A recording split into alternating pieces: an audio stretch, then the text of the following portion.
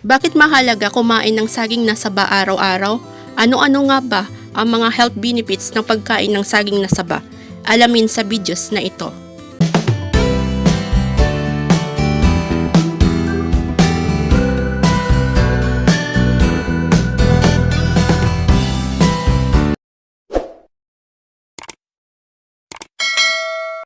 Hello guys! Welcome back to our channel. By the way, I'm Jen Kylie Vlog. Today's video, isi-share ko po sa inyo ang mga health benefits ng pagkain ng saging na saba.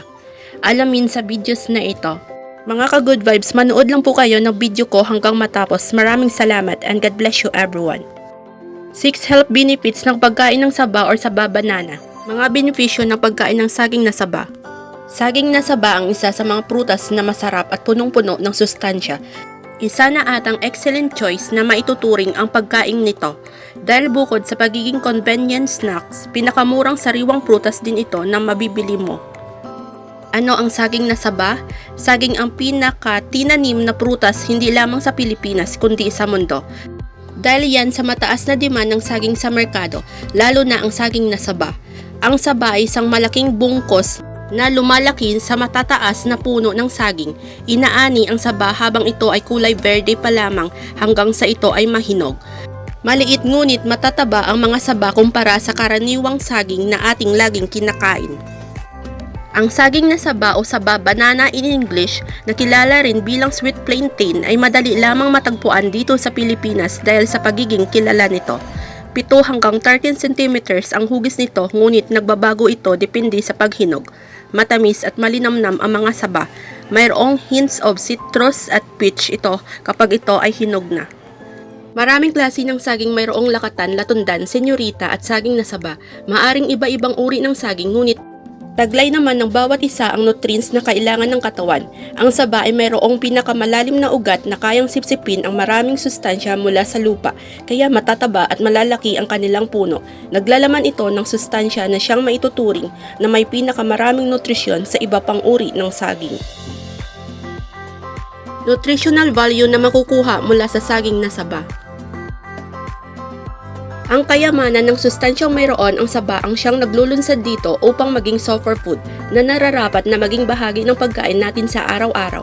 Ilan sa mga sustansyang bitbit nito ay ang naglalaman ng vitamin A, B at C, potassium, magnesium at natural sugars, iron at dietary fiber, phosphorus at calories. Nagtataglay ng tryptophan, isang amino acid na maaaring isama sa vitamin B6 na tutulong palakasin ang production ng serotonin ng katawan.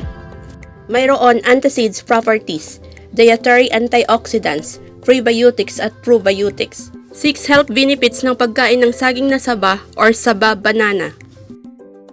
Bukod sa mga sustansyang mayroon ang saging na saba, alamin natin ang mga health benefits ng saging na ito. Ito ay ang mga sumusunod. Number 1, nakokontrol ang sistema ng sirkulasyon ng katawan. Dahil mayaman sa potassium ang saging na saba, tinutulungan ito ang circulatory system sa paghahatid ng sapat ng oxygen o hangin patungo sa ating utak.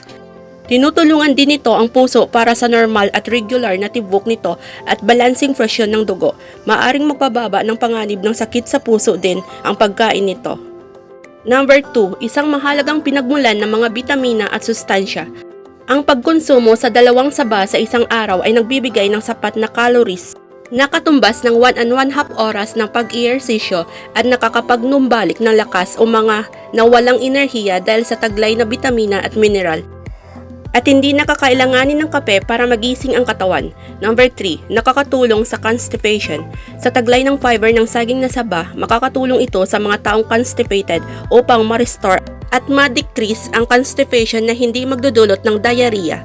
Malaki rin ang tulong nito sa mga taong may digestive problems. Number 4, nare-relieve ang hangover. Ang mga bitamina at nutrients na nilalaman nito ay nakakatulong na ma-recharge ang katawan at mabawasan ang hangover. Number 5, para sa mga taong naninigarilyo, makakatulong ito upang maiwasan at matigil na ang paninigarilyo.